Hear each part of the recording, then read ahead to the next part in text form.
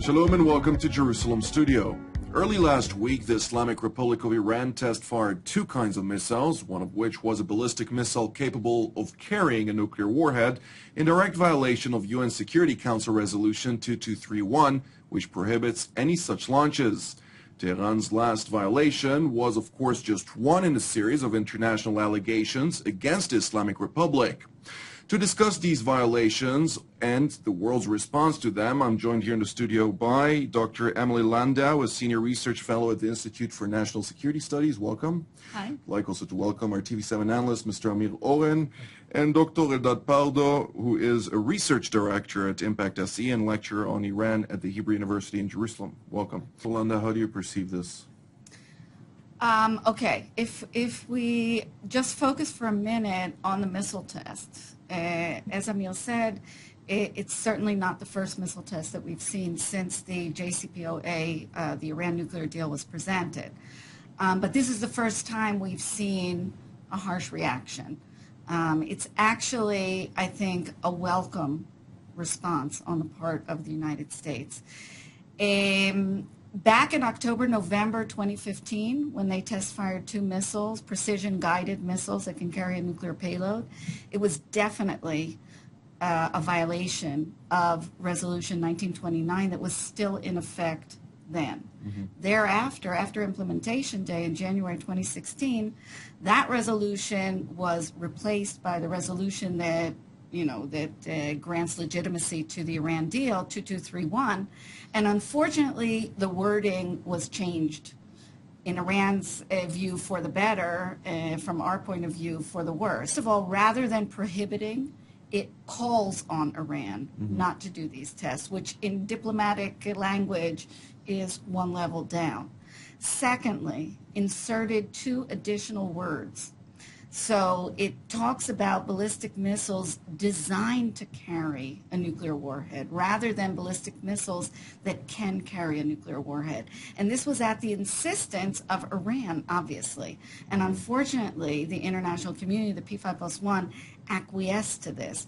So this gives Iran, a legal loophole to claim that it defies logic to say that this is a violation of the resolution, because they, of course, have no intentions of working on a military capability. So how could they be test firing a missile designed to carry a nuclear warhead? But we need to be very clear that this is Iranian excuses. The missile has a range of 3,000 to 4,000 kilometers. It can hit most of Western Europe, and it can carry a nuclear payload.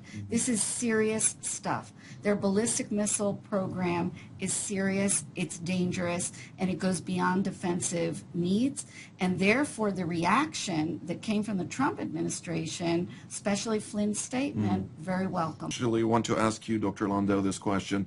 I'm sure the viewers at home are also quite curious. Why hold a missile that is capable of carrying a nuclear payload that can reach the Western Europe if you claim or say so vehemently that it's only for defensive purposes? You don't. And I think the Americans know very well that ballistic missiles are very dangerous. And the reason that they would give the explanations that we heard here is because they know that this was one of their first, if not the first, concession that they made to Iran. Iran insisted that it would not go into a negotiation where its ballistic missiles were on the table. And the United States caved.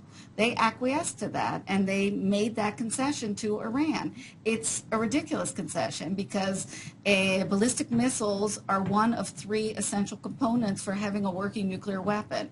And the fact that ballistic missiles were not on the table at the negotiation is a big mistake and a concession. I just want to say one word on the Trump administration looking for a confrontation. I would formulate it a little differently. I don't think they're looking for a confrontation, but I do think that there is a balance of deterrence that has been going on between the United States and Iran. And over the course of the last year and a half of the Obama administration, we saw, because the Obama administration did not want to respond to anything. We saw a decrease in their deterrent power vis-a-vis Iran and a tremendous increase in Iran's deterrent power because Iran learned that the Obama administration was so wary of doing anything confrontational that might make Iran leave the deal, that they basically were not responding to any of Iran's aggressions and some violations even of the deal. So I think what we're seeing from Trump is an attempt to redress that balance. So we heard from Flynn, we're putting Iran on notice.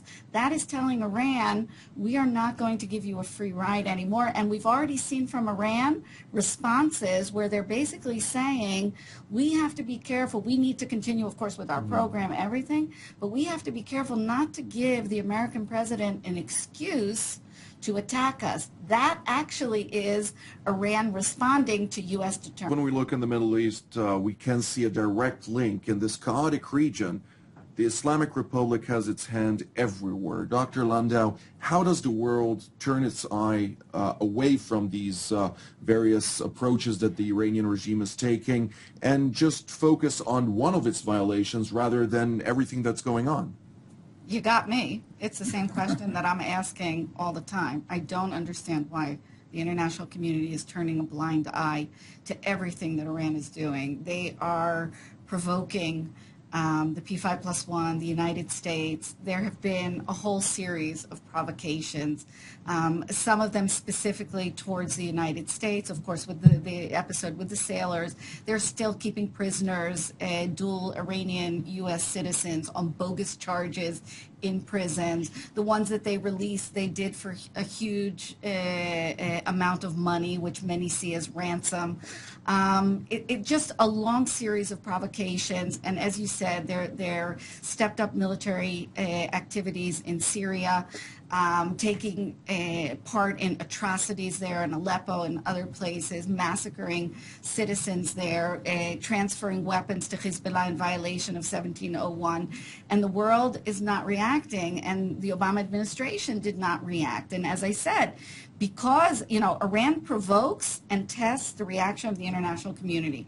If no reaction comes, Iran understands, and it continues on. They don't do huge violations right away. They're more, and these build up. And the truth is that with the Trump administration, and whatever you think about this administration and highly controversial policies that we've already seen in this short period on the Iranian issue only, as I said, in terms of the balance of deterrence and, putting Iran on notice and saying we are not going to turn a blind eye to these things. Where Europe is on these questions, I'm asking myself. Landau, how do you see this? Which aspect of it? With the aspect of the whether Prime Minister Benjamin Netanyahu is able to bring this topic where it's still an imminent threat for Israel, is it not? Yeah, look, I think Netanyahu doesn't do Israel a favor or the nuclear issue a favor by putting himself at the forefront. This isn't an Israel-specific issue. This is an issue for international security. It stems from the NPT. The violation is a violation of the NPT. Israel wasn't part of the negotiation. I understand the frustration because there is a lot of rhetoric directed towards Israel. But I think that Israel has to stay, in sort of in the back. Of course, having conversations with the Trump administration and giving a voice to Israel's concerns, trying to deal with aspects of the deal that can be strengthened and better enforced, and making all kinds of decisions that need to be made. I think that conversation definitely needs to take place, but sort of behind closed doors. Israel does not need to be at the forefront of this. It doesn't help Israel. It doesn't help the issue. Well, Dr. Paldo, we can see the Islamic Republic of Iran on several fronts actually winning the various battles on the ground. If we go to Israel's northern neighbor, Lebanon, we can see President Aoun, who is a staunch supporter of Hezbollah, the proxy of Iran, or as you put on several occasions, one of the arms of Iran in the region. On the Syrian front, of course, they're also part of the whole Astana talks. One of the key partners of Russia and Turkey in bringing about this cessation of hostilities and other realities on the ground.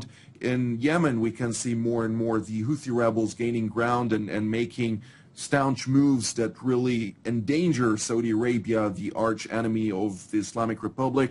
How can Israel sit by and be voiceless on this matter when it sees that so many approaches by Iran are actually won? Well, I think Israel should. Israel has a lot of clout and a lot of influence, and we know, for example, that Israel tries to bring Russia and the United States together on the same page behind the scenes in order to formulate a similar policy. I think also in the Arab and Muslim world, Israel should make a clear distinction between the jihadi resistance camp and the future camp that wants an open world, globalization and all that, and stay away from the Shiite-Sunnite conflict. In the Shiite camp, there are moderates and future-looking crowds, large crowds, and also in the Sunni camp. So Israel should not take sides in the Sunni Shiite, but should actually welcome more unity in the Muslim world. Among all those who are future-looking. I think Israel has many admirers and hidden friends in the area. We're coming to the end of the program. One sentence from you, Mr. Oren, on the matter. It is natural for Israel to point out that the Iranians have a declared intention to destroy Israel, and should they have also the capability to go along with the intention, this would be dangerous. But one should not fall into the trap, because the Iranians are using Israel as a pretext. They have other designs on their own region, on their own environment. They cannot come out and talk about it openly, so they put Dr. Israel Landau, out. one sentence from No, you. I agree with that very much. I think the Iranians have hegemonic aspirations for the region, and probably those that are most threatened are not Israel, in fact. And Iran does use Israel, and I agree not to fall into that trap. Dr. Pardo? Yeah, but they still have an ideological obsession in destroying Israel. One can compare it to the Nazis. They use the Jews in order to have all kinds of agendas, but they also wanted to kill all the Jews. So they want to destroy Israel, they plan to destroy Israel, and they work to destroy Israel. They also use it for other goals. Well, on all their ballistic missiles, you always see death to America, death to Israel, so I suppose we'll have to believe them. Dr. Landau, thank you so very much for coming here. Mr. Oren and Dr. Pardo, thank you so very much. And I'd like also to thank our viewers, and we will see you again on Tuesday at the same time.